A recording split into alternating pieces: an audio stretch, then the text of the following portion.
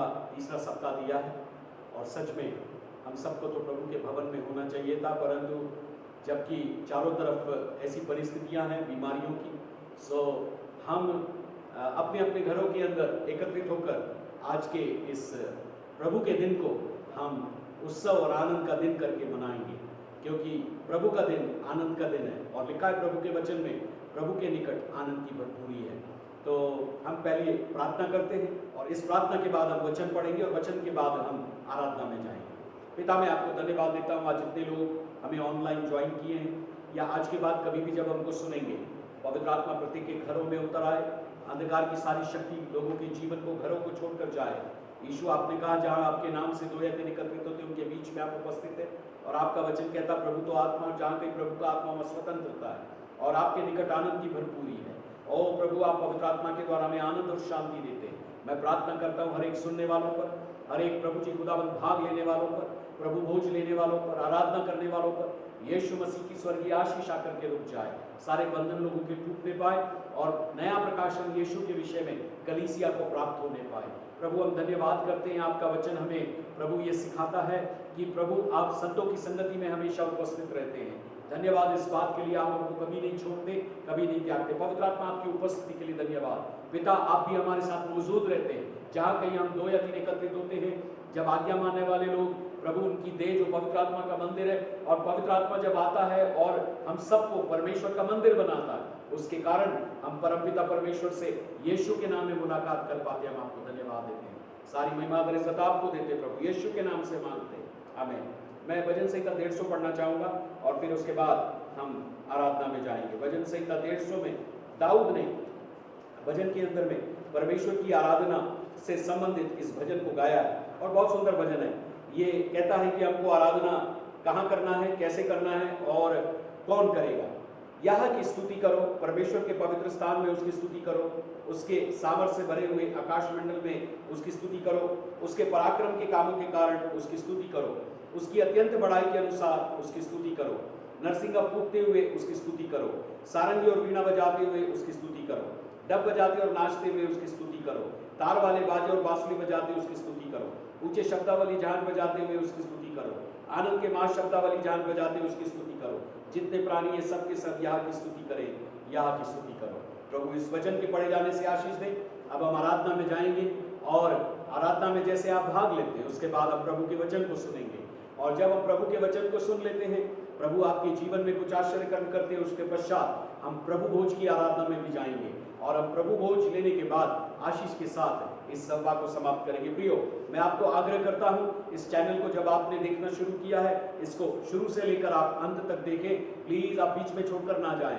पवित्र आत्मा कुछ आपसे बात करना चाहते हैं और आपकी जरूरत को वचन के द्वारा और प्रभु की उपस्थिति के द्वारा वो पूरा करना चाहते हैं। इसलिए जब आप इस चैनल को सुनते हैं तो आप अपने मित्रों को, रिश्तेदारों को इसको सब्सक्राइब करने के लिए और इसको शेयर करने के लिए ना भूलिए। प्रभु आप सबको बहुत आशीष दे, प्रभु आपके साथ रहे।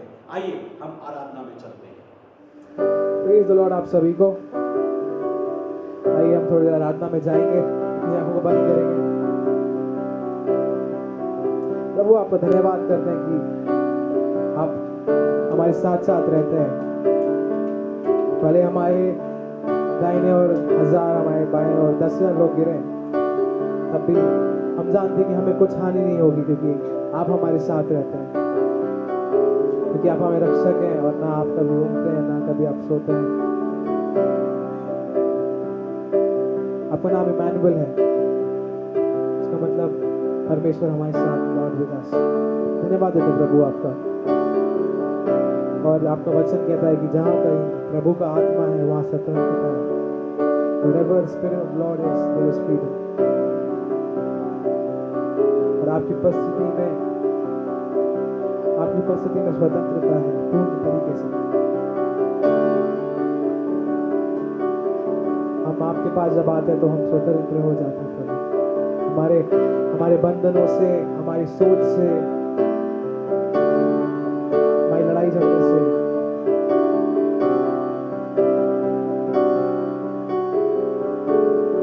और जब हम घर पे रहते हैं प्रभु, यही सेम उपस्थिति हम चाहते हैं कि हमारे घर पे ही बने रहते हैं।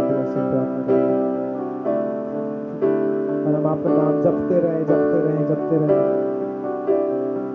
ये वचन कहता है give thanks to the Lord and praise his name। आपका नाम जपते रहे प्रभु, ऐसी प्रार्थना करते हैं।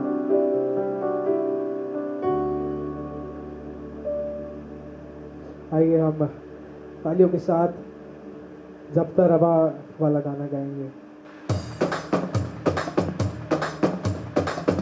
कम तालियों के साथ। जपता रवा तेरा ही नाम, जपता रवा तेरा ही नाम, जपता रवा,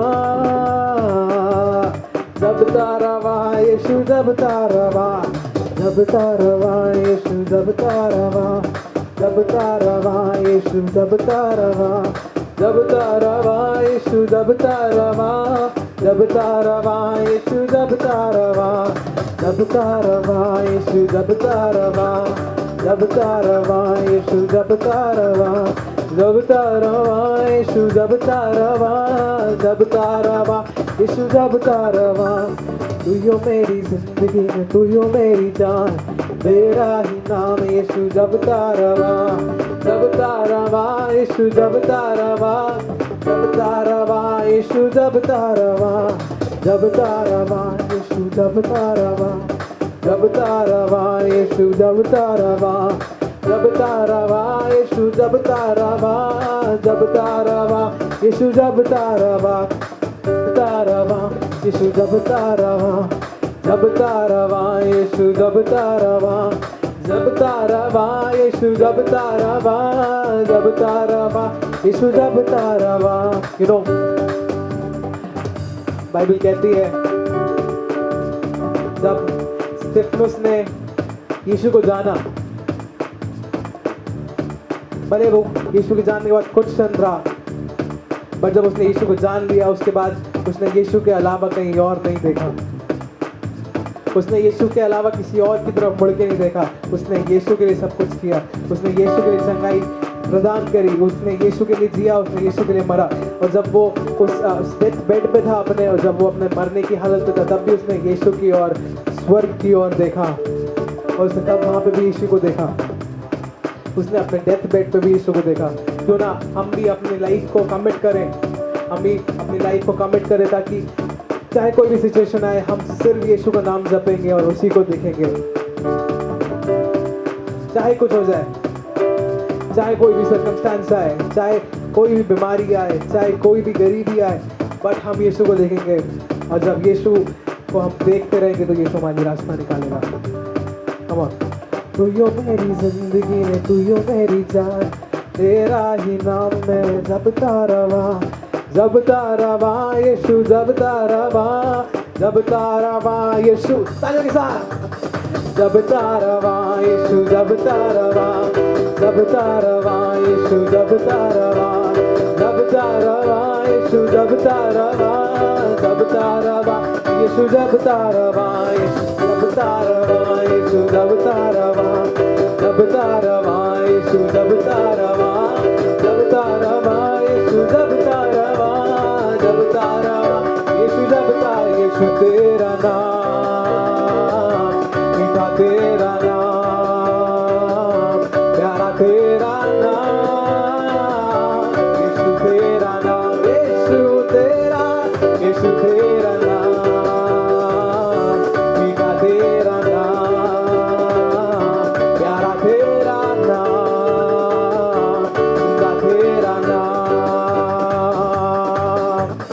जपता रवा यीशु, जपता रवा, जपता रवा यीशु, जपता रवा, जपता रवा यीशु, जपता रवा, जपता रवा यीशु, जपता रवा, जपता रवा यीशु, जपता रवा, जपता रवा यीशु, जपता रवा, जपता रवा यीशु, जपता रवा, जपता रवा यीशु, जपता। अनोखा प्यार है तेरा, करूँगा स्तुति तेरी मैं सर्वदा।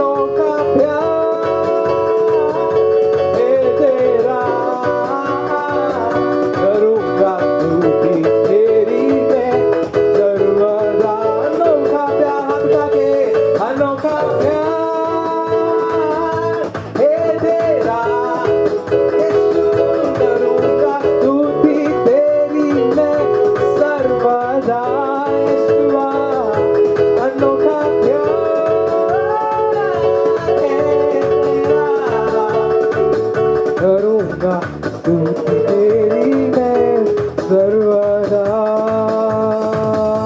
करूँगा स्तुति तेरी मैं सर्वदा।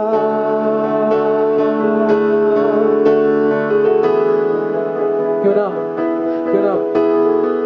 उस परमेश्वर की ओर ताकें, उस परमेश्वर की ओर ताकें, अपनी आवाजें उठाएं।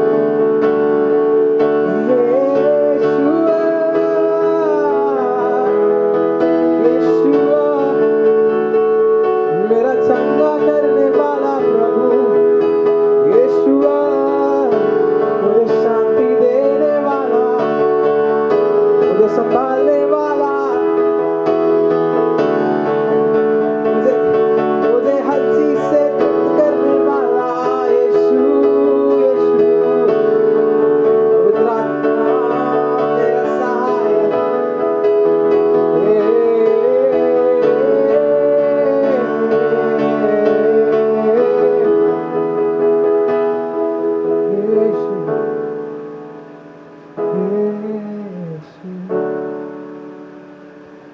मेरी इच्छा तेरे ही लिए, कोई और से छीन ना पाए।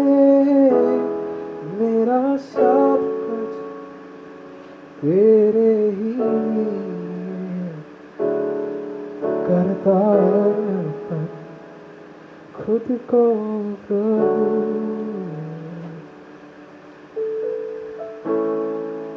धन्यवाद देते हैं प्रभु, धन्यवाद देते हैं आपके लहू के लिए, धन्यवाद देते हैं आप हमारे बीच में।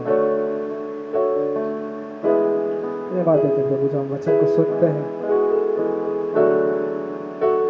आप हमें सिखाइए उस वचन से, आपके दास के द्वारा हमसे बातचीत करिए, और जहाँ पे सुधरना है हमें सुधारिए, हमें काटिए और आपके जैसा बनाइए। आपके नाम से ही मांगते हैं, आमीन। अब्बा पिता को सारी महिमा, प्रभु यीशु को सारी महिमा, परमेश्वर पिता को सारी महिमा। परमेश्वर के वचन को पुनः एक बार हम रविवार के दिन आपके सम्मुख लेकर उपस्थित हैं। यह मेरे लिए सौभाग्य की बात है प्रियो कि मैं प्रभु के वचन की सेवकाई आपको दूँ।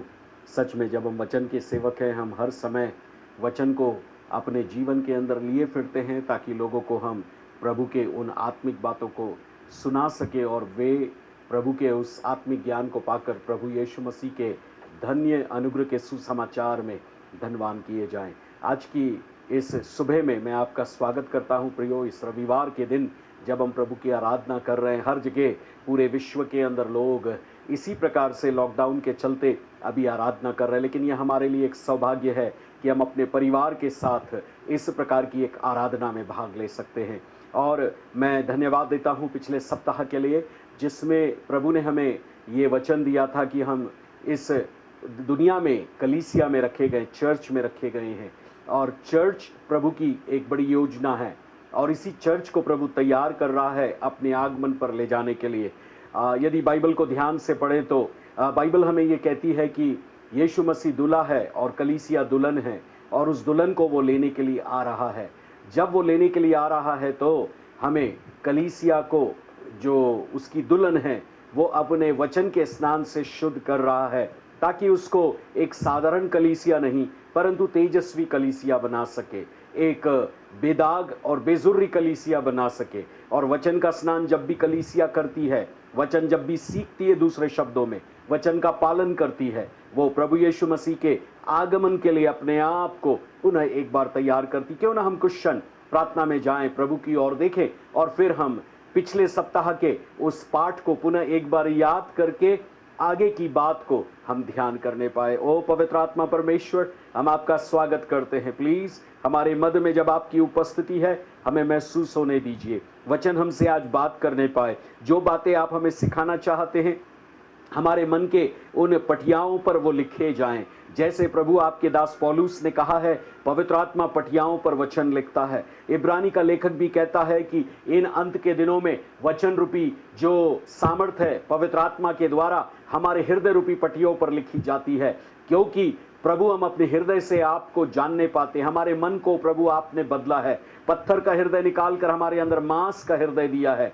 इसलिए धन्य पवित्र आत्मा, प्लीज आइए हर एक घरों के अंदर आपकी मधुर उपस्थिति होने के लिए मैं प्रार्थना करता हूँ। Hallelujah, thank you Jesus, glorious Lord, thank you Jesus, thank you Jesus, thank you Jesus, thank you Jesus, thank you Jesus, thank you Jesus, glorious Jesus. महिमावान यीशु, हम आपको धन्यवाद देते। पिता की दाहिनी ओर विराजमान है आप, हमारे लिए निवेदन करने को सर्वदा जीवित है। आज की प्रभु जी इस सुबह में जब हम आपके वचन को मनन करने जा रहे हैं, आप हमसे जो बात करना चाहते हैं उसको सुनने के लिए हमारे कानों को अभिषेक करिए, हमारे मन को तैयार कीजिए। आपका वचन, बीज रूपी वचन हमारे हृदयों में पड़ने पाए और कई गुना फसल लाने पाए। धन्यवाद, आप कुछ महान कार्य करने जा रहे हैं। लोगों को आप अपने वचन से तृप्त करने जा रहे हैं, मन्ना नहीं परंतु जीवन की रोटी देकर उनकी भूख को मिटाने जा रहे हैं। इसके लिए मैं आपको धन्यवाद देता हूं। यीशु के अति बहुमूल्य नाम से इस प्रार्थना को मैं मांगता हूं, आमीन। मेरे प्रियो, पिछले सप्ताह एक विषय को हमने आपको परिचय दिया था और उस परिचय के अंदर हमने ये बताया था कि कलीसिया का एक उद्देश्य है। दूसरे शब्दों में, कलीसिया उद्देश्य से संचालित है। यीशु मसीह ने कलीसिया को इस पृथ्वी के ऊपर उद्देश्य के साथ में रखा है। यदि साहस के साथ कहे तो हम ये कह सकते, हम में से प्रत्येक के जीवन के लिए एक उद्देश्य है। हमारा पैदा होना एक उद्देश्य के साथ में है और हमारा जीवन जीना एक उद्देश्य के साथ में है। इस पृथ्वी पर हम जो भी काम करते हैं उसके पीछे एक उद्देश्य छिपा हुआ है। वैसे ही प्रभु के पास कलीसिया के लिए पर्पस है, उद्देश्य है। और पिछले सप्ताह हमने मनन किया था मत्ती 28 अध्याय 18 पद से 20 पद में, जहां प्रभु ने महान आदेश दिया है, हमारे पास खोई हुई आत्माओं के लिए दर्शन होना चाहिए। फिर हमने मनन किया था यूहन्ना उसका 10वां अध्याय 3 पद से लेकर 5 पद तक। हमने ये कहा था कि हमको यीशु मसीह की आवाज सुनना है और उसके पीछे चलकर उसके शिष्य बनना है। शिष्यता हमारे जीवन की शैली बन जाना है।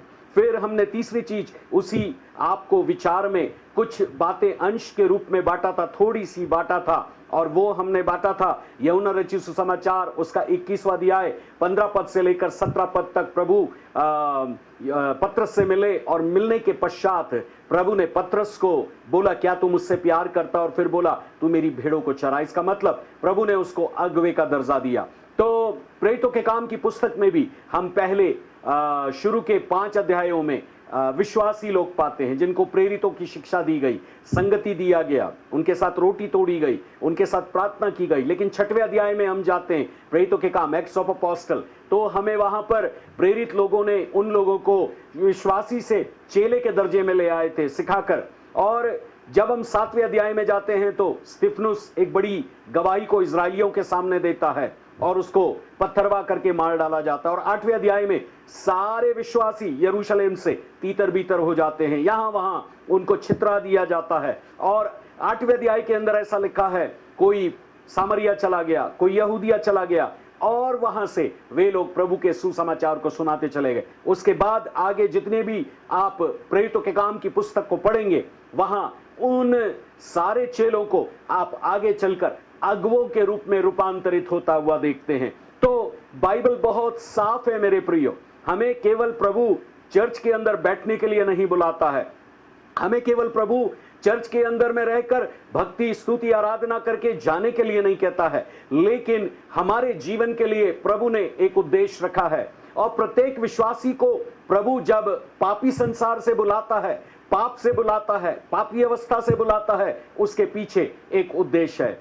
पौलुस के कथन को जब मैं पढ़ रहा था, पहला तीमुथियुस उसका 1 अध्याय और उसके 15 और 16 वचन के अंदर, तो पौलुस कहता है कि यह बात सच और हर प्रकार से मानने योग्य है, यीशु मसीह पापियों का उद्धार करने के लिए इस दुनिया में आया, जिनमें सबसे बड़ा पापी मैं हूं। और फिर 16वें वचन में कहता है कि मुझ पर इसलिए दया हुई, मतलब मुझ पापी पर इसलिए दया हुई कि मुझ सबसे बड़े पापी में यीशु मसीह अपनी पूरी सहनशीलता दिखाए, कि जो लोग उस पर अनंत जीवन के लिए विश्वास करेंगे उनके लिए मैं एक आदर्श बन जाऊं। लेकिन 13 पद में वो अपने मसीह में आने के पूर्व की गवाही बांटता है। वो कहता, पहले तो मैं निंदा करने वाला और सताने वाला और अंधेर करने वाला था, तो भी मुझ पर दया हुई, क्योंकि मैंने अविश्वास की दशा में बिन समझे बूझे ये काम किए थे। इसका मतलब पौलुस जब शाऊल था वो तब की बात कर रहा है, लेकिन कुछ समय के बाद जब वो प्रभु के पास आया, प्रभु का दर्शन उसको प्रेरितों के काम एक्ट्स ऑफ अपोस्टल चैप्टर 9 में मिला, वहां से उसका जीवन रूपांतरित हो गया, उसका जीवन एक ट्रांसफॉर्म हो गया। वो ट्रांसफॉर्मेशन कैसे आया, इसी बात पर हम थोड़ी देर चर्चा करेंगे। यहां जो वो शब्द दया इस्तेमाल कर रहा है, इस विषय में जब हम जांच पड़ताल कर रहे थे पवित्र आत्मा के साथ बैठकर, तब हमें यह पता चला दया हमको हमारे पुराने किए गए अविश्वास के अंदर में जो पाप थे उसकी क्षमा के लिए उसकी दया, प्रभु की यीशु की दया, पिता की दया हमको चाहिए। और ये दया के अंदर परमेश्वर का प्रेम भी शामिल है। जब इफिसियों की पत्री उसका दूसरा अध्याय आप पढ़ते हैं, तब लिखा है परमेश्वर दया का धनी है और उसने हमसे बड़े प्रेम से प्रेम किया। 4 और 5 वचन, इफिसियों 2, 4 और 5, इफिशियंस 2, 4 and 5। तो परमेश्वर की दया में, परमेश्वर तो दया का धनी है, परंतु उस दया के अंदर उसका प्रेम भी है। अब जब हम यहां पर एक और शब्द इस्तेमाल करता है, वो अनुग्रह। अनुग्रह, प्रत्येक पापी को जब पाप क्षमा मिल जाता है, उसके बाद प्रतिदिन के जीवन में यीशु के साथ चलने के लिए उसको अनुग्रह चाहिए। बगैर अनुग्रह वो नहीं चल पाएगा।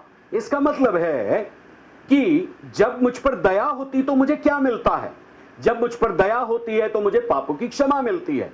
मैं परमेश्वर की संगति में वापस जो टूटा हुआ था जुड़ जाता हूं, मैं चंगाई पाता हूं, मैं छुटकारा पाता हूं, मैं परमेश्वर का मित्र हो जाता हूं। इवन शारीरिक चंगाई, मानसिक चंगाई, आत्मिक चंगाई हमारे जीवन में प्रभु जोड़ देते हैं। इतना ही नहीं, उस दया के अंदर परमेश्वर के जो मेरे पाप क्षमा के समय मुझे मिलती है, मेरे शत्रु से भी प्रभु मुझे सुरक्षा देता है अपनी दया के कारण।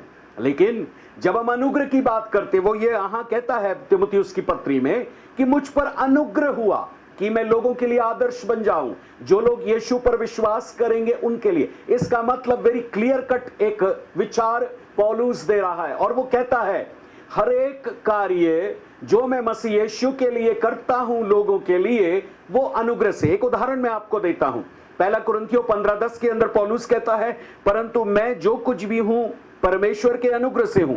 उसका अनुग्रह जो मुझ पर हुआ व्यर्थ नहीं हुआ, परंतु मैंने उन सब से बढ़कर परिश्रम भी किया, तो भी यह मेरी ओर से नहीं परंतु परमेश्वर के अनुग्रह से जो मुझ पर था हुआ। इसका मतलब पौलुस ने जो भी काम 25-30 साल या उससे बढ़कर सेवकाई के अंदर में किया, हर एक काम के अंदर, हर एक यात्रा के अंदर, हर एक प्रचार के अंदर, हर एक वचन की शिक्षा के अंदर, हर एक कलीसिया रोपण के अंदर, हर एक कामों के अंदर, हर एक प्रकार से जो भी काम उसने किया, अगुवों को तैयार किया, शिष्यों को तैयार किया, सब काम प्रभु यीशु मसीह के अनुग्रह से था। हालेलुया। इसका मतलब अनुग्रह मुझ अयोग्य को योग्य बनाता है। When I am unworthy, that grace of God makes me a worthy person। अयोग्य व्यक्ति को योग्य बनाया जाता है, उसके जीवन के अंदर उद्देश्य दिया जाता है। जैसे पतरस यीशु मसीह का इनकार किया, लेकिन जब वो पश्चाताप करके लौट आया प्रभु के पास, प्रभु को प्यार करने लगा, प्रभु ने उसके जीवन का जो उद्देश्य था, बोला था कि तू पतरस है और तू जो पत्थर का टुकड़ा है, मैं तुझ पर अपनी कलीसिया बनाऊंगा। और प्रेरितों के काम की पुस्तक 2 अध्याय के अंदर एक्ट्स ऑफ अपोस्टल चैप्टर 2 में उसने प्रचार किया मात्र लगभग 3 मिनट, और पवित्र आत्मा से भरने के बाद जब प्रचार हुआ 3000 लोग बचाए गए और बपतिस्मा लिया। हालेलुया। और आगे चलकर असंख्य चमत्कार उसकी सेवकाई में हुए और कलीसिया रोपण को उसने किया। तो मेरे प्रियो, मैं आपको यह बताना चाहता हूं कृपा और दया में क्या अंतर है। कृपा मुझे परमेश्वर से माफी लेने में मदद करती है, और दया मुझे परमेश्वर से माफी लेने के बाद एक अलौकिक जीवन में जीने के लिए अनुग्रह के साथ सामर्थ्य देती है। इसका मतलब मेरे पापों से फिरने के बाद मेरे जीवन के अंदर जो भी प्रभु काम करते हैं उसकी कृपा से है, उसके अनुग्रह से है, उसकी दया से है। और बहुत सारे लोग कई बार कहते हैं मैंने प्रार्थना किया, मैंने प्रचार किया और ऐसा हुआ और वैसा हुआ और यहां पर मैं गया और यहां मैंने इतनी मीटिंग्स लिया, हजारों लोग थे। मेरे प्रियो, यदि परमेश्वर का अनुग्रह आपके ऊपर नहीं होगा तो आप कभी भी प्रभु का कार्य एक प्रभु के सेवक के रूप में, सेविका के रूप में या शिष्य के रूप में नहीं कर पाएंगे। तो मैं आपको यह बताना चाहता हूं कि हम में से प्रत्येक लोगों के पास खोए हुए लोगों के लिए एक दर्शन होना चाहिए। जो पहला पॉइंट मेरा था मैं उसको वापस दोहराना चाहता हूं, लेकिन मैं ये बोलना चाहता हूं कि कैसे मुझे पता चलेगा कि एक पापी जो है वह परिवर्तित होकर संत बन गया है। How one sinner become a saint. यदि मैं इस पर थोड़ी चर्चा करूं, बात करूं, मैं आपको कुछ बातें बताना चाहता हूं। जैसे उदाहरण के लिए एक स्त्री यीशु मसीह के पास आई थी, लूका 7 अध्याय के अंदर, अपने आंसुओं से प्रभु के पैरों को भिगोया, उसको पोंछा अपने बालों से, इत्र डाला और चूमती रही और बाइबल में यीशु ने उसके पाप को क्षमा कर दिया।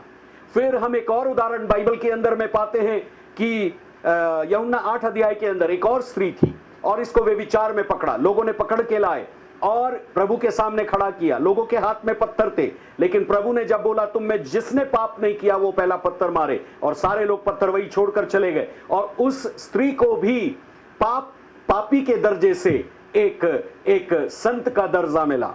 पहली स्त्री जो लूका 7 में है उसको भी पापी के दर्जे से एक संत का दर्जा मिला। और तीसरा उदाहरण प्रेरितों के काम 9 अध्याय के अंदर, पौलुस जो था वह एक शाऊल था पहले और वह पाप में जीवन जीता था, फरीसी था, इजराइल था, लोगों को पकड़ता था, जेल में डालता था, लोगों के खिलाफत जो मसीह लोग हैं वो हर प्रकार के तांडव को या यातनाओं को या उनको जेल के अंदर परेशान करके मारता और कूटता था। लेकिन उसके जीवन में एक दिन प्रभु ने दोपहर को दर्शन दिया, उसकी आंखें में धुंधलापन हो गया और एक समय ऐसा आया तब पवित्र आत्मा ने हनन्याह को भेजा, उसकी आंखें खुल गई और उसको संत, पापी से संत का दर्जा मिला। फिर प्रेरितों के काम 16 अध्याय के अंदर 25 पद से 27 तक आप पढ़ते और 30 तक, तब जेलर है और वो जेलर जो है पौलुस और सिलास को वहां जेल में रखा गया है और उनको बेते मारी गई है, पूरे घाव है, लेकिन रात के वक्त आराधना कर रहे।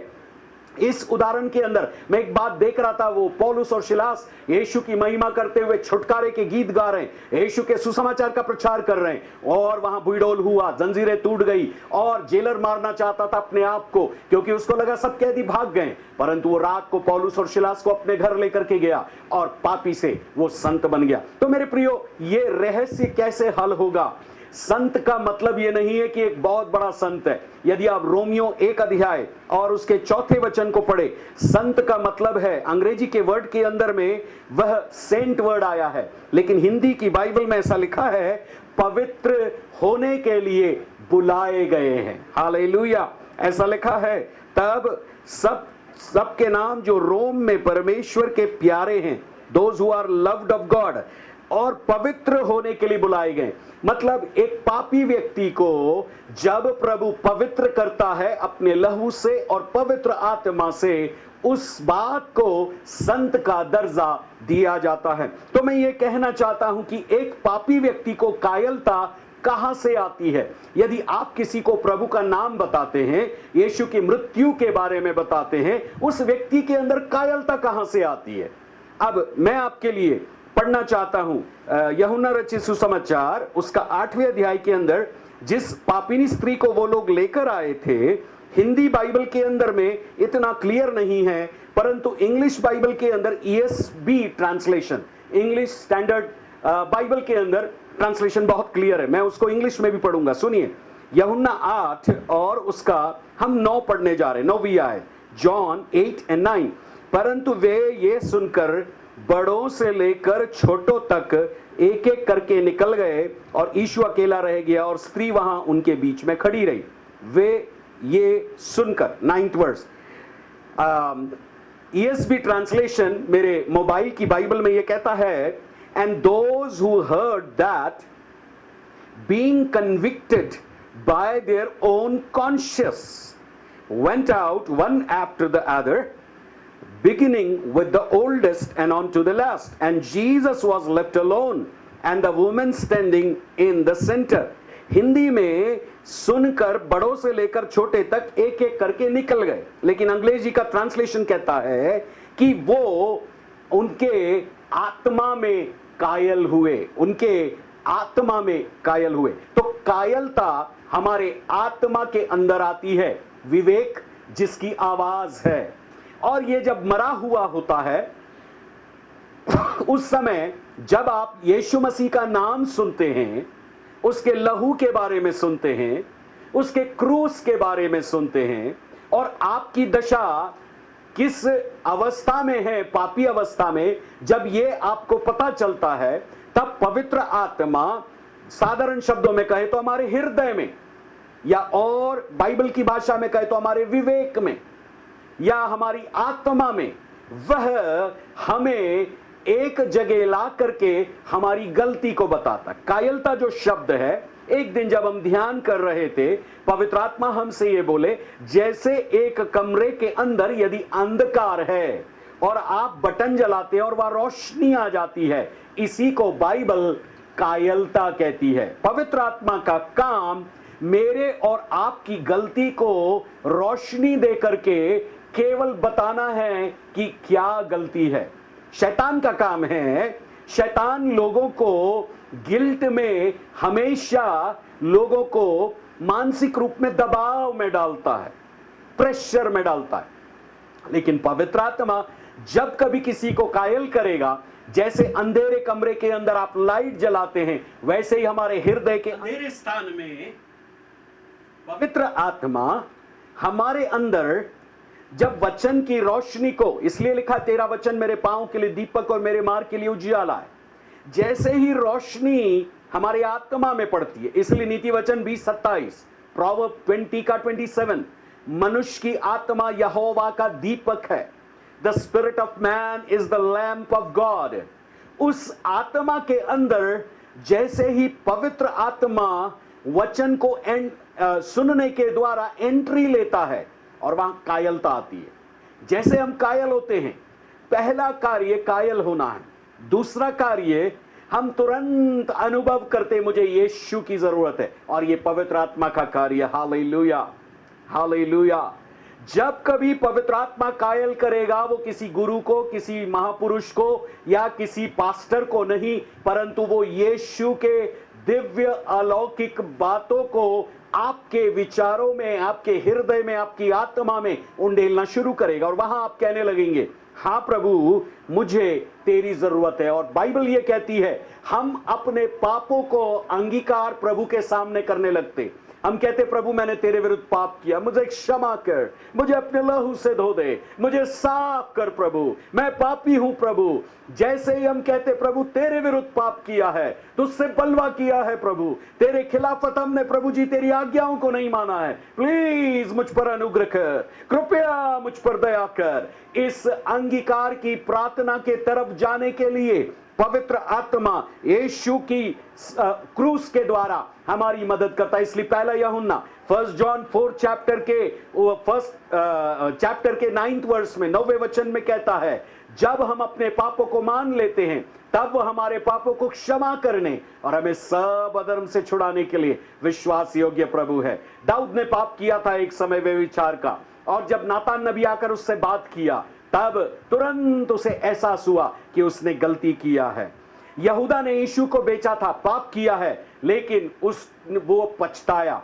और पतरस भी यीशु का इनकार करके पाप किया, लेकिन वो रो रो करके कहने लगा, प्रभु दया कर, पश्चाताप किया।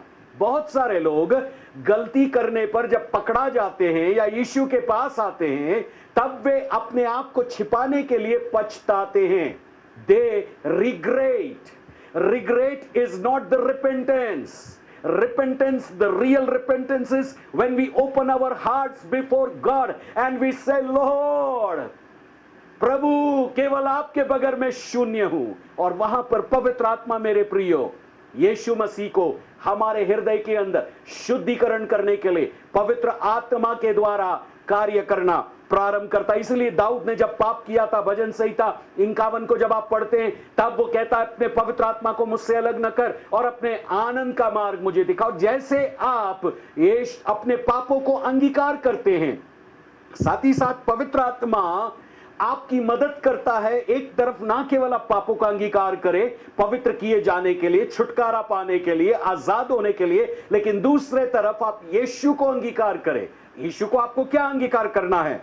यीशु को रोमी 10:9-10 के अनुसार आपको अंगीकार करना है। वो आपके लिए मारा गया, वो आपके लिए गाड़ा गया, वो आपके लिए जी उठा। अब यदि आप किसी को सुसमाचार सुनाते हैं, वो पापी व्यक्ति है, तो आप उसको यीशु के बारे में बताते हैं, उसका मन या उसका कॉन्शियस का या उसका विवेक या उसकी आत्मा कायल होती है और वो अपने पापों को मानता है। पवित्र आत्मा तुरंत उसके पापों की गलती बताने के बाद उसको यीशु के ऊपर शिफ्ट करता है और वो कहता है यीशु मेरे लिए मारा गया, यीशु मेरे लिए गाड़ा गया, यीशु मेरे लिए जी उठा, यीशु मेरा प्रभु है, मेरा घुटना उसके आगे टिकेगा। मैं विश्वास करता हूं वो परमेश्वर का पुत्र है, मैं विश्वास करता हूं वो मेरा उद्धार करता है, मैं विश्वास करता हूं वो मेरा प्रभु है, मैं अपना जीवन उसको अर्पण कर देता हूं।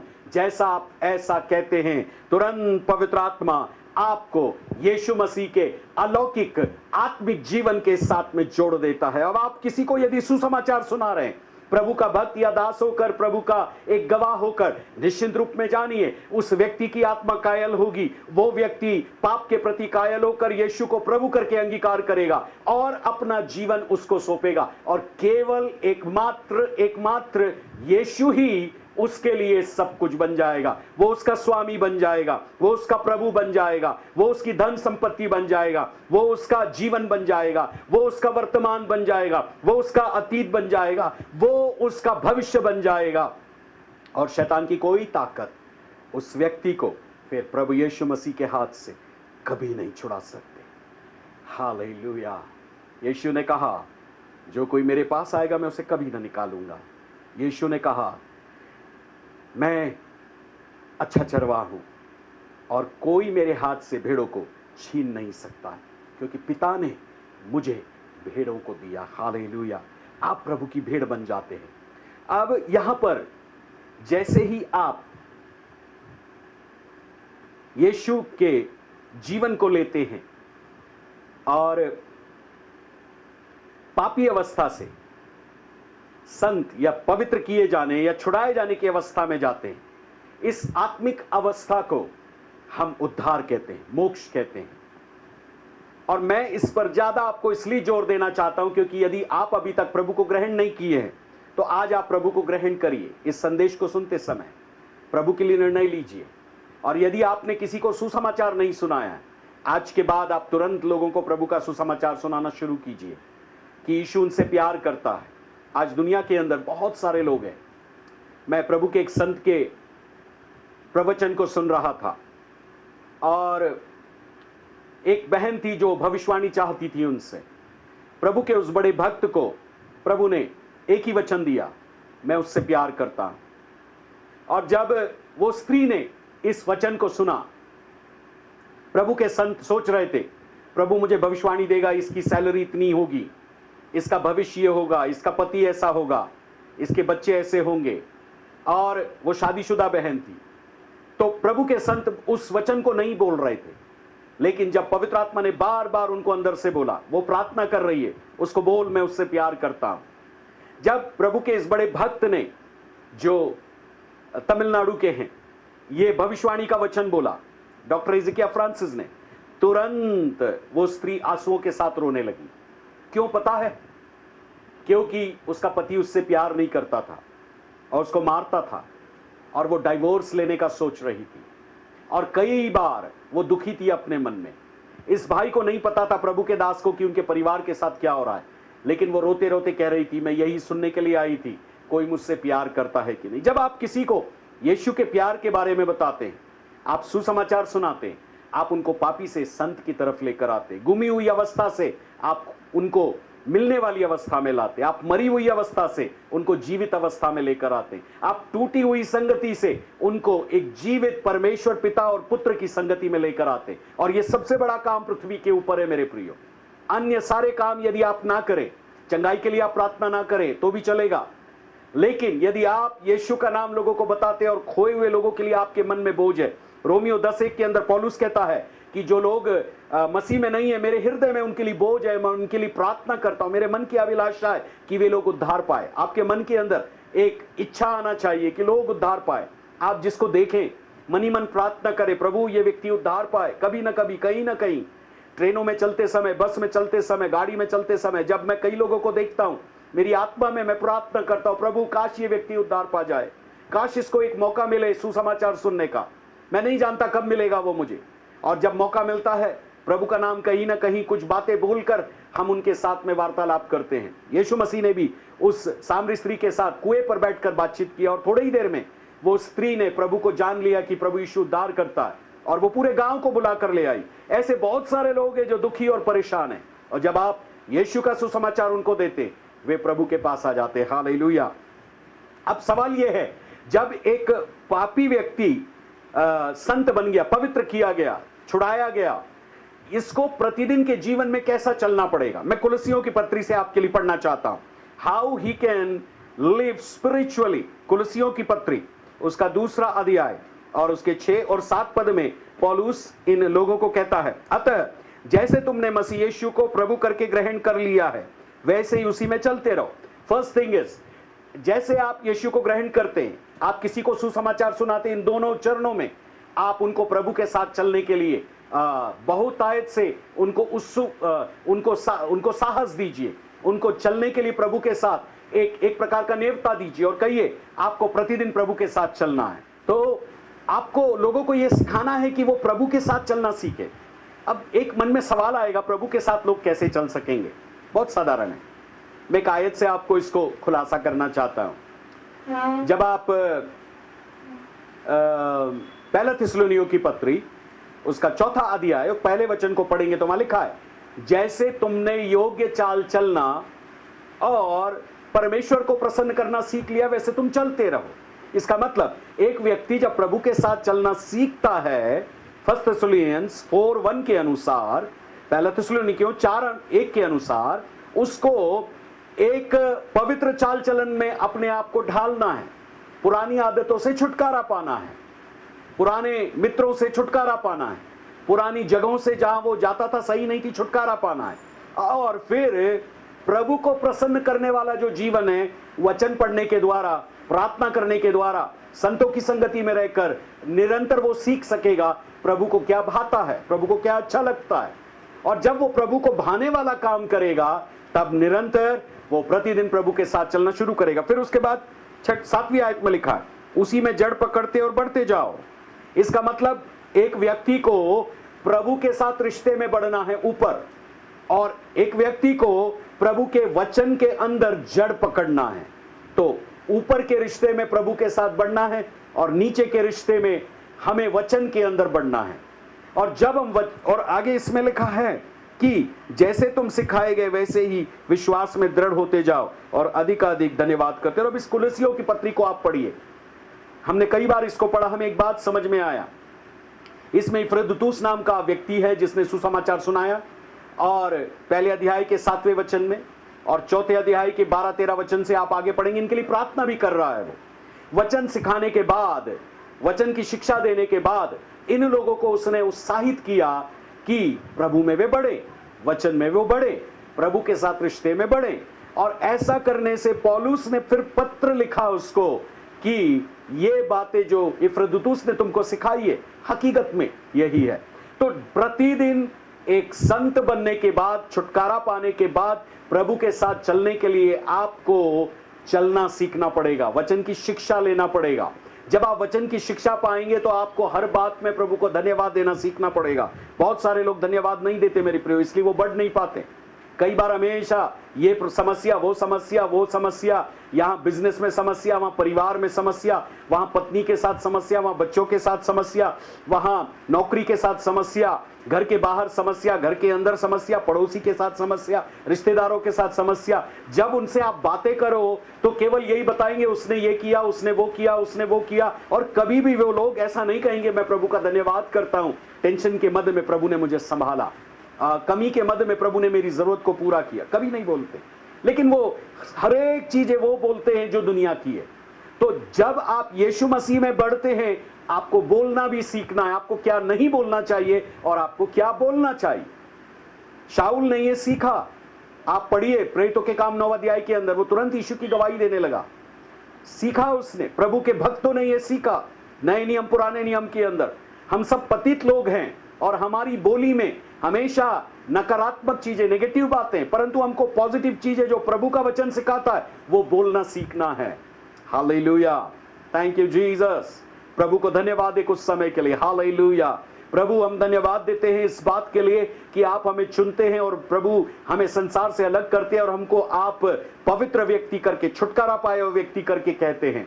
मैं प्रार्थना करता हूं मेरे सुनने वाले प्रत्येक लोगों के ऊपर आपका अनुग्रह हो प्रभु। धन्यवाद। जब हम दूसरे और तीसरे बिंदु की तरफ जाते हैं, आपका पवित्र आत्मा हमारे लिए सेवा देने पाए, यीशु के नाम से आमीन।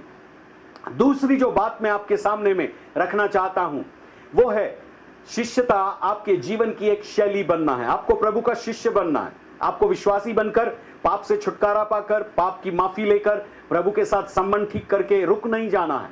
You have to be a disciple of Jesus. और शिष्य बनना एक प्रक्रिया है, वह एक प्रक्रिया है, एक प्रोसेस है। जैसे हम खाना बनाते हैं, खाना तुरंत नहीं बन जाता है, हमको मसाला भूंजने से और काटने पीटने से चीजों को और फिर तैयार करने से और पकाने से एक प्रक्रिया में जाना होता है। वैसे ही शिष्य बनना एक प्रक्रिया है। जब आप गाड़ी चालू करते हैं, गाड़ी एकदम चालू नहीं होती है। जब आप उसकी चाबी लगाते हैं, इग्निशन चालू करते हैं और यदि उसका ऑटोमेटिक का बटन है वो दबाते हैं तो थोड़ी देर के अंदर उस बटन के द्वारा वो चालू होती है। 4 व्हीलर जिसके अंदर बैटरी है, वो बैटरी डायनामो दोनों मिलकर के करंट बनाते और फिर गाड़ी चालू होती है और बैटरी अपने आप फिर रिचार्ज डायनामो से लेना शुरू करती है। इसका मतलब दुनिया के अंदर हर एक चीज जो होती है एक सिस्टम है, एक तरीका है। वैसे ही हर एक विश्वासी जो यीशु में आया है उसको शिष्य बनने के लिए एक तरीके से गुजरना पड़ेगा।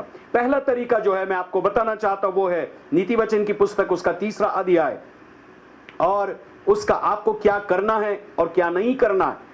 यदि आप ऐसा करते हैं तो आप प्रभु की शिष्यता में निरंतर आगे बढ़ेंगे। नीति वचन की पुस्तक उसका 3रा अध्याय, 3rd chapter, proverb chapter 3 verse 3 onwards, ऐसा लिखा है 3 पद से 3 के 5 से, तू अपनी समझ का सहारा न लेना पर संपूर्ण मन से यहोवा पर भरोसा रखना, उसी को स्मरण करके सब काम करना।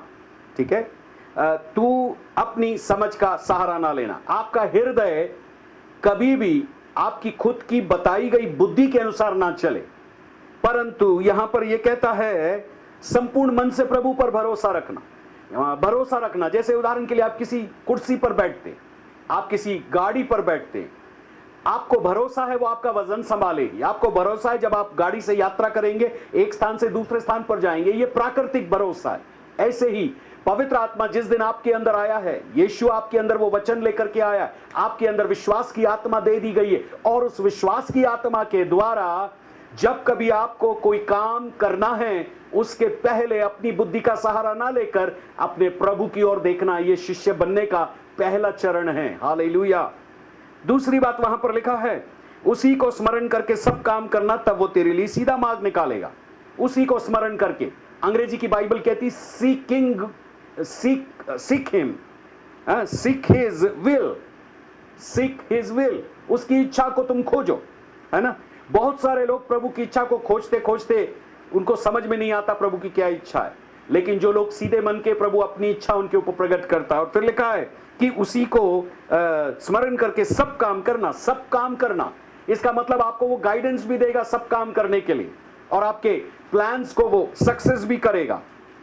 फिर लिखा है अपनी दृष्टि में बुद्धिमान ना होना, यहोवा का भय मानना, बुराई से दूर रहना। इसका मतलब कई बार हम अपनी बुद्धि का जब सहारा लेंगे, हम बुराई को भी साथ में लेकर कहेंगे ये भलाई है, परंतु प्रभु कहते हैं कि इस बुराई से हमको छुटकारा पाना है और हमको भलाई में प्रभु का भय मानकर जीना है।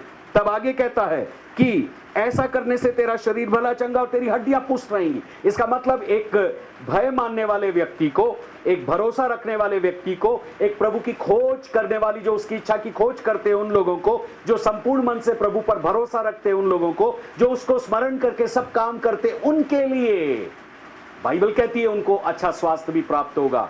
यदि आपका बीपी शूट अप होता है, आपको हार्ट की प्रॉब्लम है, यदि आपको डायबिटीज है, यदि आपको हर प्रकार की बीमारी, आप कहते हैं आपके शरीर में किडनी की प्रॉब्लम है, उसका एक ही सॉल्यूशन है और वो है आपका शरीर चंगा रहे। इसीलिए आपके हृदय के अंदर आपको प्रभु की इच्छा जानना, प्रभु पर भरोसा करना बहुत जरूरी है। हालेलुया। फिर कहता है अपनी संपत्ति के द्वारा अपनी भूमि की सारी पहली उपज दे देकर यहोवा की प्रतिष्ठा करना, इस प्रकार तेरे खत्ते भरे पूरे रहेंगे और तेरे रस कुंडों से नया दाख मधु उमड़ता रहेगा। दूसरे शब्दों में आपको दशवांशों को, भेंटों को प्रभु को देने को सीखना है, ताकि जब आपकी पहली इनकम आती है, दिन की बिजनेस करते हैं तो, या सप्ताह की या महीने की, उसको लेकर पति पत्नी बैठकर प्रार्थना करिए, प्रभु का जो भेंटों का एक रुपए है और दशवांशों का रुपए उसको अलग करिए और प्रभु के नाम से उसको चढ़ाइए। जब आप प्रथम स्थान प्रभु को देंगे, तब वहां लिखा है कि तुम्हारे हर एक किचन के खत्ते भरे पूरे रहेंगे और आपके फाइनेंशियल स्टेटस के अंदर, आपके बैंक अकाउंट्स के अंदर हमेशा आउटपोरिंग फाइनेंस की होती रहेगी। हालेलुया। तो आप शिष्य होने के नाते आपको कहीं कहीं त्याग करना सीखना है। आमीन। यही बात हम पिछले सप्ताह भी आपको बोल रहे थे।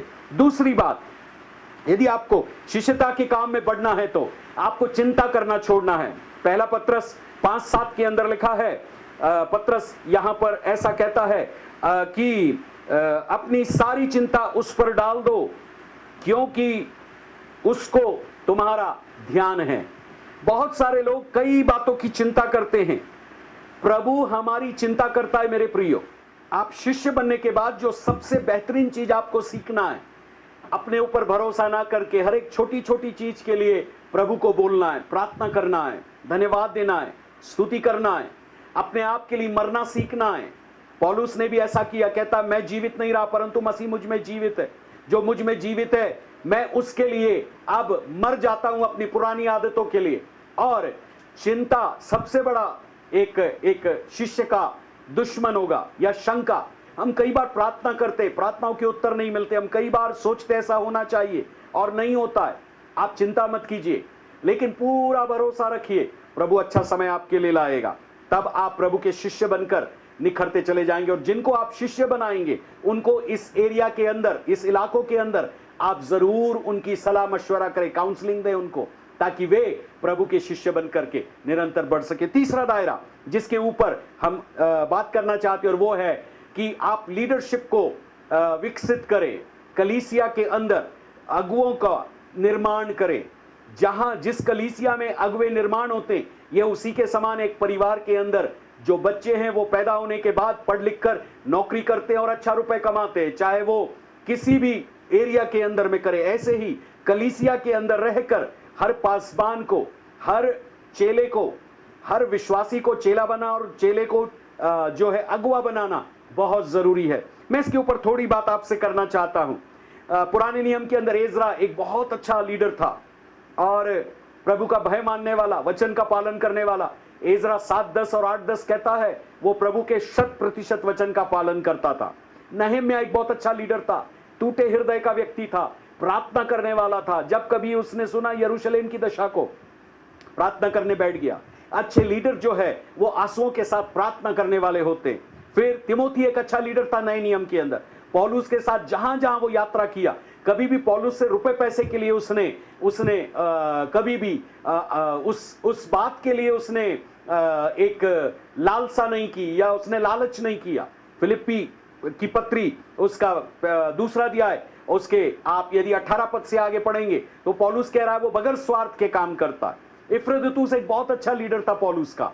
और इफ्रदूतुस दूसरे अध्याय के 25वें पद से आप पढ़ेंगे, वहां कहता है वो मरने पर था और प्रभु ने प्रार्थना को सुना और उसको मरते हुए स्थिति से ऊपर लाया। और इफ्रदूतुस ऐसा एक पुरुष था जो अपने प्राण को प्रभु की सेवा के लिए जोखिम में डालता था। जब कभी हम लीडरशिप डेवलप करते हैं, बहुत सारी चीजें हमारे सामने में आती है। व्यक्तिगत तौर से मैं लगभग 30 सालों से ऊपर प्रभु के साथ में चल रहा हूं, सेवकाई में हूं। मुझे बहुत सारी चीजें समझ में आई। कई लोगों को जब हम लीडर बनाते हैं, जब वो बोलना शुरू करते हैं, प्रभु का वचन सिखाना शुरू करते हैं, तो वो अपने को पास्टर से ऊंचा समझने लगते हैं। ये गलती मत कीजिएगा। ये गलती आप करेंगे तो आप अपने आत्मिक जीवन को भी खो देंगे और आप अपने पदवी को भी खो देंगे जहां प्रभु आपको रखना चाहता है। उदाहरण के लिए मान लेते हैं आपके पापा मम्मी हैं, जब आप पढ़ लिख कर एक अच्छी नौकरी पा लेते हैं, पापा मम्मी यदि मान लेते हैं कि उस स्तर पर थे जहां उन्होंने आपको पाल पोस कर बड़ा किया, या नाना नानी या दादा दादी, आप यदि उनको छोटा समझेंगे तो यह आपकी मूर्खता है। आप प्रभु में बढ़ नहीं रहे, बल्कि आप प्रभु में अपने आप को घमंड में ले जा रहे हैं, और घमंड शैतान की ओर से है। बोलना जब एक व्यक्ति सीखता है, वहीं से लीडरशिप चालू होती है। प्रभु का वचन बोलना, प्रभु के बातों को लोगों को सिखाना। दूसरी चीज जो एक शिष्य के अंदर होती है, प्रार्थना के जीवन का निर्माण। जब एक स्त्री या पुरुष प्रार्थना के जीवन को अपने अंदर लीडर के समान निर्मित करता है, लीडर को देख करके निर्मित करता है, आंसुओं की प्रार्थना, धन्यवाद की प्रार्थना, उपवास प्रार्थना, आराधना और कई बार समर्पण, वो वास्तविकता में कई बार सुबह जल्दी उठकर प्रभु के साथ समय व्यतीत करेगा, वचन पढ़ेगा, और ऐसा व्यक्ति जो है वो लीडर बनने के लिए विकास के रास्ते पर है। तीसरा एक जो चरण बहुत महत्वपूर्ण है, और वो है कि उस जो लीडर बनता है वो कभी भी अपने लीडर का सामना नहीं करता है, उसका विरोध नहीं करता है, क्योंकि वो प्रभु का भी विरोध नहीं करता, इसलिए वो लीडर का भी विरोध नहीं करता है। और जब कभी कोई अगुवा बनते बनते लीडर का विरोध कर रहा है, मतलब ये जान लीजिएगा कि उसके अंदर उसी के समान आत्मा आ रही है जो लूसीफर की आत्मा थी, जो परमेश्वर के खिलाफत बलवा की। इसलिए बाइबल कहती है जब किसी को हम अगुवा बनाते हैं तो नया चेला नहीं होना चाहिए, वो शैतान के समान घमंड करके गिर न जाए। फिर किसी को जब हम अगुवा बनाते हैं, चौथा गुण उसके अंदर होना चाहिए, वो ये है, कई बार वो मसीह यीशु के लिए दुख उठाने वाला होना चाहिए। जब पास्टर को कहीं से समस्याएं होती है या उसको मसीह के कारण उसकी निंदा होती है, और यदि वो दुख उठाता है तो एक अच्छा लीडर वो बन सकता है। फिर जब कभी वो अगुवा बनना चाहता है और सोचता है मैं पास्टर के साथ मिलकर काम करूंगा कलीसिया को बढ़ाने के लिए, सुसमाचार सुनाने के लिए, चेले बनाने के लिए, उस व्यक्ति के अंदर में वास्तविक रूप में एक पॉजिटिव एटीट्यूड होगा, धनात्मक एक स्वभाव होगा। जब वो विपरीत परिस्थितियों से जाएगा तो भी कहेगा मेरे लिए सब कुछ अच्छा होने जा रहा है। जब वो समस्याओं से गुजरेगा कहेगा मेरा प्रभु मुझे छुड़ा लेगा। जब वो गरीबी से गुजरेगा तब कहेगा मेरा प्रभु मेरी हर आवश्यकता को पूरी करेगा। क्योंकि पतरस के जीवन में ये सब बातें हो चुकी है, और इसलिए प्रभु उसको कहते क्या तू मुझसे प्यार करता है। इसका मतलब एक अच्छा लीडर जो तैयार होगा कलीसिया के अंदर, वो ऐसा व्यक्ति भी होगा जो यीशु को अपने आत्मा से, प्राण से, शरीर से, भावनाओं से, विचारों से, धन से, संपत्ति से, समय से, सबसे बढ़कर वो प्यार कर सकेगा। और यदि ऐसा होता है तो हम लीडरशिप को डेवलप कर सकते हैं। इसका मतलब लीडर डेवलप करने के लिए पहला चरण परमेश्वर के प्रति प्यार है। आप यीशु के जीवन को भी देखिए, यीशु का उदाहरण यदि आप लें तो ये सब बातें उनके अंदर पाएंगे आप। आइजिया, यशाया उसका 50 अध्याय 4 पद से लेकर आप 8 पद तक पढ़िएगा। 4 पद से लेकर 8 पद तक वहां लिखा है कि मुझे सीखने वाली की जीभ दी है, बोलना जो है परमेश्वर का वचन। फिर सुबह मुझे वो निज जगाता है, प्रार्थना का जीवन। फिर वहां पर लिखा है कि मैंने विरोध ना किया, ये भी यीशु के अंदर था, उन्होंने कभी पिता का विरोध नहीं किया। फिर ऐसा लिखा है कि मैं सताव झेलने के लिए चकमक के समान अपने माथे को जो है मैंने तैयार किया, मतलब मैं गलमोच नोचने वाले, मेरी दाढ़ी नोचने वाले, मेरे गालों के बाल नोचने वालों को मैंने मना नहीं किया। यीशु सफरिंग से गुजरा, और आखिरी में यीशु मसीह एक विनर की तरह वापस आएगा, यह उसको पता था। तो यीशु के जीवन से हो, पतरस के जीवन से हो, हम ये सीख सकते हैं। एक अच्छा लीडर जहां कहीं उभर के आता है वो हमेशा यीशु के समान होता है। और अंतिम बात मैं आपको सुनाकर इस संदेश को समाप्त करना चाहता हूं। जब किसी का लीडर के रूप में प्रभु चुनाव करता है और उसको धीरे धीरे कलीसिया के अंदर पापी से धर्मी बनाता है, पवित्र करता है, छुटकारा देता है, और वहां से वो शिष्य बनता है, और शिष्य से जब वो अगुवे के चरण में आता है, तब उसका कलीसिया के जो लोग दुखी हैं, परेशान हैं, रात बेरात जहां जरूरत हो वो हमेशा जाने के लिए तैयार होगा। यदि आप बाइबल को पढ़ें, हिजकेल की पुस्तक 34वां अध्याय 16, 23, 25, 26, यहां लिखा है, परमेश्वर ऐसा एक चरवाह है जो खोए हुओं को ढूंढता है, घायलों को जो है वो मलम पट्टी करता है, और जो गिरे हुए उनको उठाता है, और जो परेशान है उनको वो स्थिर करता है। ये परमेश्वर का यह एक स्वभाव है जो अगवे के अंदर आता है। तो ना केवल परमेश्वर के प्रति प्यार आएगा, उसकी इच्छा पूरी होगी अपने जीवन के अंदर, परंतु हम लोगों से भी प्यार करेंगे। तो जो लोग अगुवे बनना चाहते, हमारी कलीसिया में हो और किसी कलीसिया में हो, आपको प्रभु के प्रति प्यार दिखाना है जैसे यीशु ने दिखाया, और आपको लोगों के प्रति भी प्यार होना चाहिए। जब आप ऐसा करेंगे, आप एक अच्छे अगुवे के रूप में विकसित हो सकेंगे। हालेलुया। और हमेशा एक अच्छा अगुवा जो है वो लोगों के लिए आदर्श जीवन बिताता है। पहला कुरिन्थी 11:1 में पौलुस कहता है, तुम मेरी सी चाल चलो जैसे मैं मसीह की सी चाल चलता हूं। फिलिप्पी 3:17 में भी कहता है, जैसा मैं मसीह के समान चलता हूं वैसे तुम मेरे समान चलो। मेरे प्रियो, एक हमेशा अच्छा अगुवा, चाहे मैं हूं चाहे कोई भी हो, जो अगुवे के रूप में उभरना चाहता है, वो हमेशा यीशु का आदर्श जीवन देखकर यीशु के पीछे चलेगा, और वो ही एक सक्सेसफुल लाइफ है।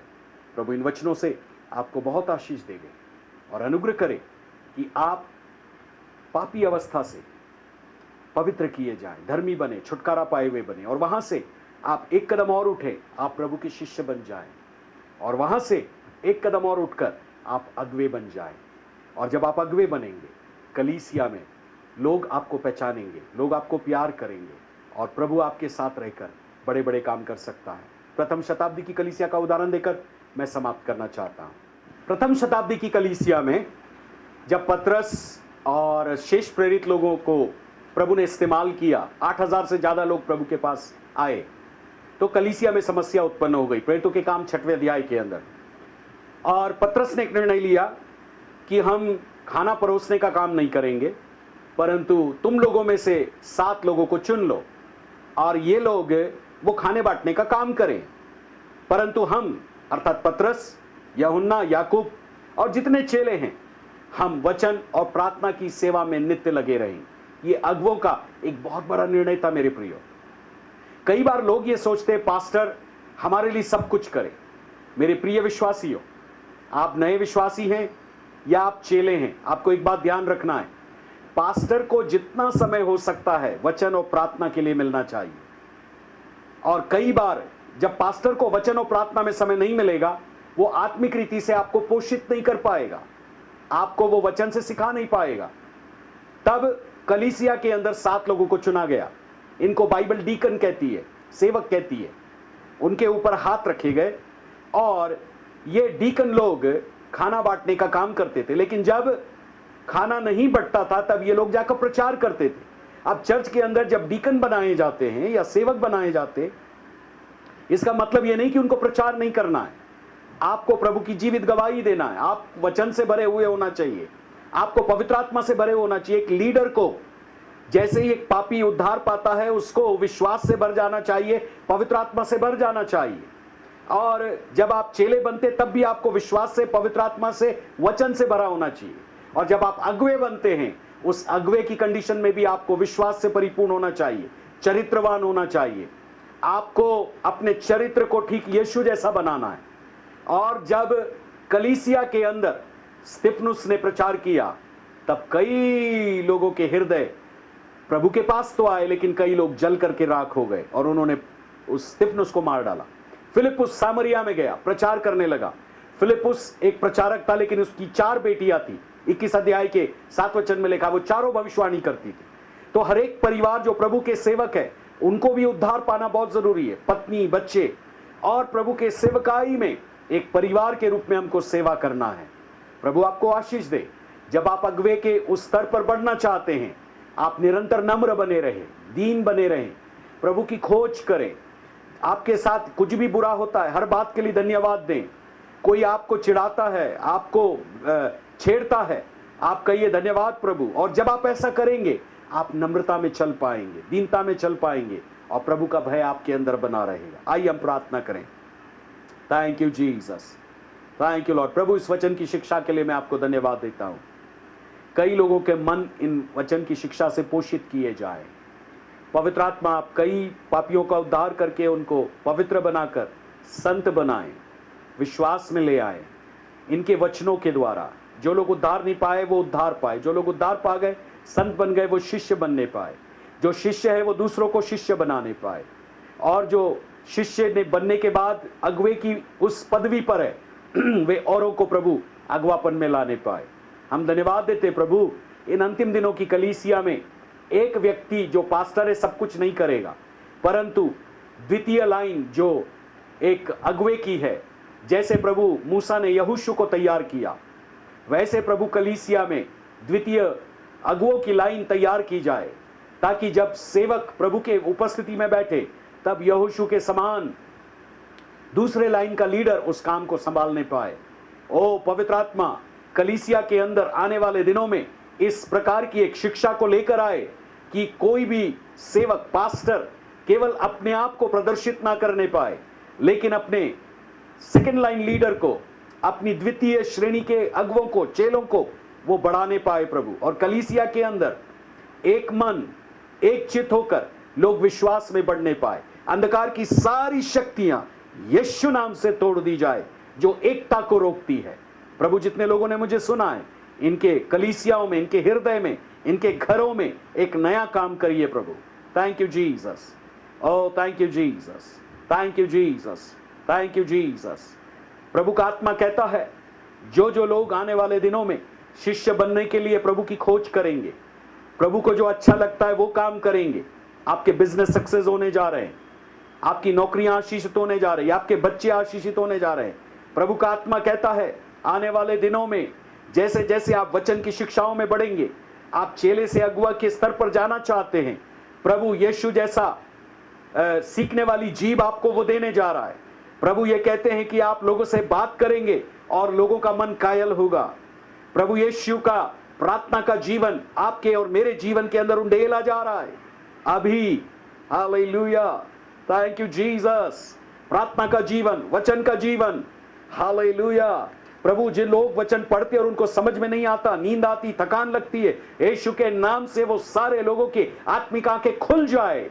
जैसे आपने चेलों की आत्मिक समझ को खोल दिया वचन सुनने और समझने के लिए, वैसे अभी लोगों के समझ को खोल दीजिए।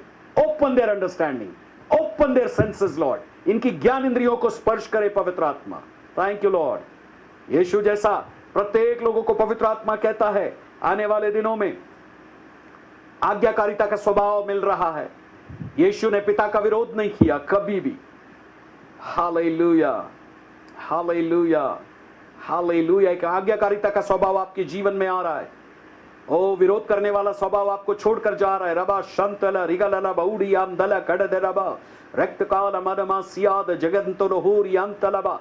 ओ, वो दुष्टात्मा की ताकत जो आज्ञा ना मानने वाली आत्मा है, लोगों के हृदयों को और विचारों को, शरीरों को, घरों को छोड़कर, परिवारों को छोड़कर यीशु नाम से निकल जाने पाए। Hallelujah, thank you Lord, thank you Lord. प्रभु, कई लोग यीशु मसीह के लिए दुख उठाने के लिए तैयार होने पाए। जैसे यीशु ने हमारे लिए क्रूस का दुख सहा, वैसे हर एक जन यीशु की तरह क्रूस का दुख उठाने के लिए तैयार हो जाए, ताकि आपके शिष्य बनते जाएं। ओ थैंक यू जीसस, हालेलुया। और हर एक जन दुख उठाने के पश्चात एक महिमा के मुकुट के रूप में, जो मिलने वाला मुकुट है स्वर्ग में हमको, पृथ्वी पर दुख उठाने के कारण पिता की ओर से जो महिमा है, पुत्र यीशु की ओर से जो महिमा है, जो हर प्रकार की उन्नति है, प्रगति है, वो आप लोगों के जीवन में देने जा रहे हैं। धन्यवाद। मैं कहता हूं यीशु के नाम से हर बिजनेस प्रॉस्पर होने जा रहा है। मैं कहता हूं यीशु के नाम से हर दास और दासी जो प्रभु की है, उनकी सेवकाई में बढ़ोतरी होने जा रही है। ओ, आत्मा में जैसा हमें महसूस होता है, हर एक जन, हर एक परिवार के अंदर पति पत्नी के रिश्ते, बच्चों के रिश्ते बेहतर होने जा रहे हैं। हालेलुया, थैंक यू लॉर्ड, शरीर के अंदर में जो लोग चंगे नहीं है, प्रभु आपके शिष्य बनने के कारण ये जब लोग आपको स्मरण करेंगे, आपकी इच्छा की खोज करेंगे, ओ प्रभु आप इनके लिए सीधा मार्ग निकालेंगे, इनकी अगुवाई करेंगे और हर बुराई से दूर रहेंगे, आपका भय मानेंगे, इनका शरीर स्वस्थ हो रहा है प्रभु। Thank you Jesus. हर एक हार्ट की बीमारी छोड़कर जा रही है, हर एक घुटनों का दर्द जा रहा है, हर एक पिंडलियों का दर्द जा रहा है, हर एक पीठ का दर्द जा रहा है, हर एक सर का दर्द जा रहा है, हर एक कान का दर्द जा रहा है। धन्यवाद प्रभु।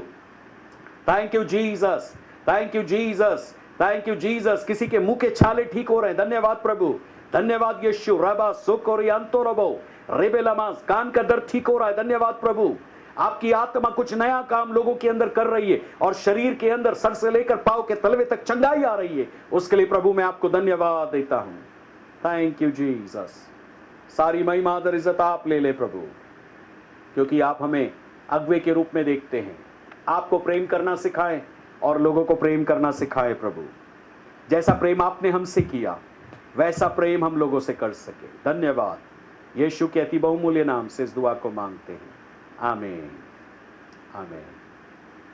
प्रभु आपको आशीष दे।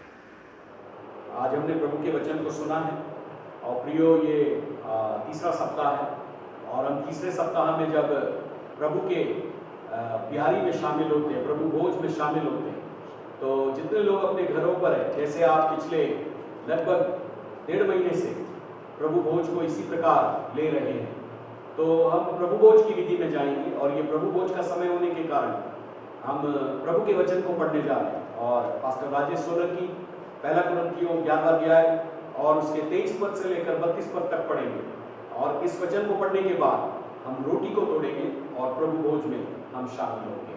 प्रभु इस भोज में शामिल होने से आपको आशीष दे और आपको जीवन के आत्मिक जीवन के उन भरपूरी तक मसीह यीशु समान पहुंचाने वाला। 23 से लेकर के 32 तक, 23 से लेकर के हम 32 तक पढ़ेंगे। क्योंकि ये बात मुझे प्रभु से पहुंची और मैंने तुम्हें भी पहुंचा दी कि प्रभु यीशु ने जिस रात वो पकड़वाया गया रोटी ली और उसको धन्यवाद करके तोड़ी और कहा, ये मेरी देह है जो तुम्हारे लिए है, मेरे स्मरण के लिए यही किया करो। इसी रीति से उसने बिहारी के पीछे कटोरा भी लिया और कहा, ये कटोरा मेरे लहू में नहीं वाचा है, जब कभी पियो तो मेरे स्मरण के लिए यही किया करो। क्योंकि जब कभी तुम यह रोटी खाते और इस कटोरे में से पीते हो तो प्रभु की मृत्यु को जब तक वह न आए प्रचार करते हो।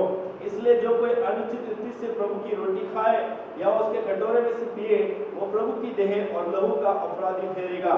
इसलिए मनुष्य अपने आप को जांच ले और इस रीति से इस रोटी में से खाए और इस कटोरे में से पिए।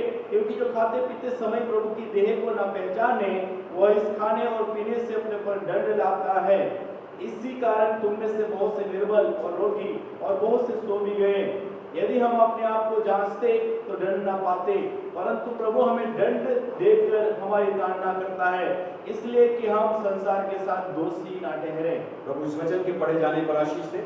प्रियो, जैसे पता है कि हम प्रभु भोज के अंदर में एक रोटी का उपयोग करते हैं जो प्रभु की देह का प्रतीक है, चिन्ह है, और ये छोटे प्यालों का हम उपयोग करते हैं। तो ये कोई शराब नहीं है, लेकिन ये द्राक्षरस है जो डाबर का मार्केट में मिलता है। इसमें 1/4 द्राक्षरस है और 3/4 पानी है। ये शराब ना समझे जो लोग भी इसको देखते हैं ऑनलाइन। हम इस रोटी के लिए धन्यवाद देंगे कि प्रभु यीशु हमारे लिए क्रूस पर मारा गया। मैं राजेश को निवेदन करूंगा वो धन्यवाद की प्रार्थना करें, फिर हम धन्यवाद के साथ इस रोटी को तोड़ने पाएंगे। प्रभु यीशु पिता धन्यवाद करते हैं खुदावन, पवित्र सामर्थ्य परमेश्वर पिता, अनुग्रहकारी परमेश्वर पिता, हम आपके प्रेम के लिए धन्यवाद देते हैं। मसीह यीशु पिता, आपने हमारे लिए अपनी देह को तोड़ा ताकि पिता परमेश्वर उसके खून बहाने, आपके खून बहाने के द्वारा, आपके पिता परमेश्वर लहू बहाने के द्वारा प्रभु यीशु पिता हमको खुदावन जो जीवन मिला, उसके लिए हम धन्यवाद करते हैं। ये रोटी पिता परमेश्वर आपके देह का प्रतीक है प्रभु जी, और एक बूंद का कतरों का बूंद पिता परमेश्वर अभिषेक के कत्र प्रभु जी आपने बूंदों का बहाया और उनके उसके द्वारा परमेश्वर पिता हमको जो जीवन मिला, पापों से क्षमा प्राप्त हुई और हमको अनंत जीवन के वारिस करके पिता परमेश्वर हमको ठहराया। आपका धन्यवाद करते इस रोटी के लिए खुदावन, आपकी देह के लिए हम धन्यवाद करते प्रभु जी जो हमारे लिए तोड़ी गई है। पिता पुत्र पवित्र आत्मा के नाम से उसको आशीष करिए प्रभु जी। जब इसमें से खाते हैं तो प्रभु यीशु पिता जैसे आपके वचन में लिखा है जीवन की रोटी मैं हूँ और जो कोई इसमें से खाता है फिर कभी भूखा ना होगा। प्रभु यीशु के नाम से उसको आशीष देते प्रभु जी। और खुदावन हम धन्यवाद देते पिता परमेश्वर आपके पिता पुत्र प्यार के लिए, यीशु के नाम से प्रार्थना को मांगते हैं, आमीन। धन्यवाद के साथ इस रोटी को हम तोड़ते और प्रभु का हम धन्यवाद करते हैं। यीशु की रोटी हमारे लिए क्रूस पर तोड़ी गई। प्रभु मैं इस प्याले के लिए भी आपको धन्यवाद देता हूँ। ये प्याला आपके और हमारे बीच में नई वाचा है जो क्रूस पर रक्त बहाया गया है और आपके रक्त के द्वारा हमारे पाप धोए गए, पिता से हमारी मुलाकात हुई। आपके रक्त के द्वारा हमें सुरक्षा प्राप्त होती है। आपके रक्त के द्वारा शैतान अंधकार की शक्ति हमारे पास से भागती है। आपका लहू पवित्र शुद्ध निष्कलंक है। आपके लहू की हम जय जयकार करते हैं। जब इसमें भाग लेने जा रहे हैं ये हमारे शरीर के लिए स्वास्थ्य और प्रभु ताकत और प्रभु खुदाबंद एक अलौकिक दीर्घ जीवन का कारण बनने पाए यीशु के सामर्थी नाम में, आमीन। प्रभु की देह जो आपके लिए क्रूस पर तोड़ी, प्रभु का लहू जो आपके लिए क्रूस पर तोड़ा। इस प्रकार बोल करके आप दें प्रभु की देह जो मेरे लिए क्रूस पर तोड़ी गई, प्रभु का लहू जो मेरे लिए क्रूस पर दिया गया। धन्यवाद करें हम कुछ देर इस रोटी के लिए। धन्यवाद प्रभु, thank you Jesus. Oh thank you Lord, आपके लहू के लिए धन्यवाद। ओ प्रभु आपके प्रभु जी खुदावंद शरीर के तोड़े जाने के लिए धन्यवाद, धन्यवाद, धन्यवाद, धन्यवाद, धन्यवाद, आमीन। धन्यवाद के साथ आप जो घरों में इसको ले रहे हैं यीशु के नाम से आप इसको स्वीकार करें।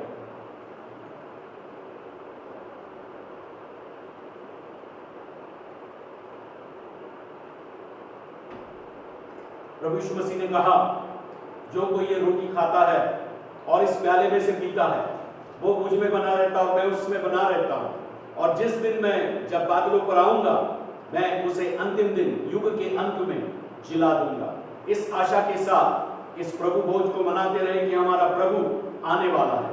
प्रभु इस रोटी के तोड़े जाने से और इस प्याले के लिए जाने से आपके आत्मिक और जीवन के हर दायरों में आपको अनुग्रह और सामर्थ देता जाए। आइए हम एक छोटी प्रार्थना करेंगे।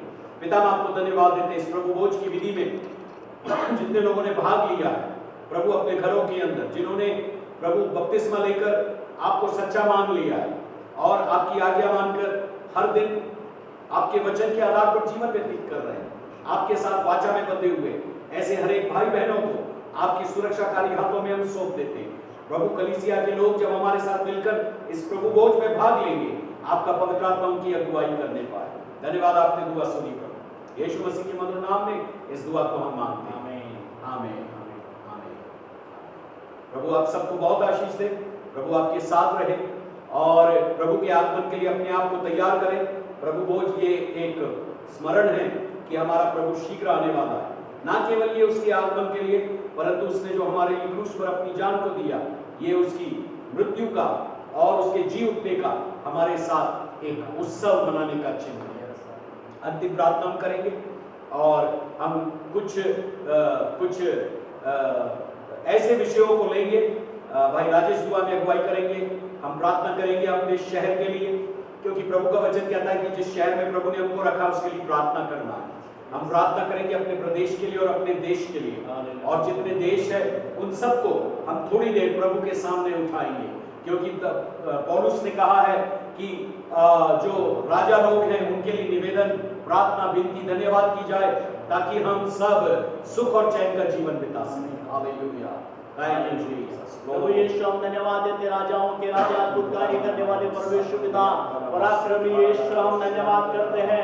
हालेलुया प्रभु यीशु मसीह, आपके चरणों में पिता परमेश्वर आनंद की भरपूरी है, आपके चरणों में शांति है, आपके चरणों में पिता परमेश्वर खुदावन जीवन है। पवित्र परमेश्वर पिता आनंद की भरपूरी आपके चरणों में है, इसलिए प्रभु हमारे देश को खुदावन आपके चरणों में हम रखते हैं। पवित्र परमेश्वर पिता हमारे देशवासियों को पिता परमेश्वर, चाहे वो हिंदू हो मुस्लिम हो, सिख हो, ईसाई हो, आमीन। चाहे कोई से भी पिता परमेश्वर प्रभु जी भाषा बोलने वाले क्यों ना हो, लेकिन प्रभु यीशु के नाम से हर कुल भाषा गोत्र के लोगों को प्रभु जी आपके चरणों में हम लेकर के आते पिता परमेश्वर। और इस खुदावन कोरोना वायरस के चलते पिता परमेश्वर बहुत सारे लोग परेशान हैं प्रभु, लेकिन आपके चरणों में हम उनको भाइयों को, बहनों को, पिता परमेश्वर, बच्चों को, हालेलुया, हर एक पिता परमेश्वर जिन घरों में पिता परमेश्वर मातम छाया हुआ है प्रभु जी, जिन परिवारों में पिता परमेश्वर खुदावन हालेलुया दुख और चिंता में वो परिवार है प्रभु, ऐसे परिवारों की हम प्रार्थना और विनती करते खुदा, निरंतर परमेश्वर पिता आपकी शांति उन प्रिय परिवारों के पास में, उनके घर में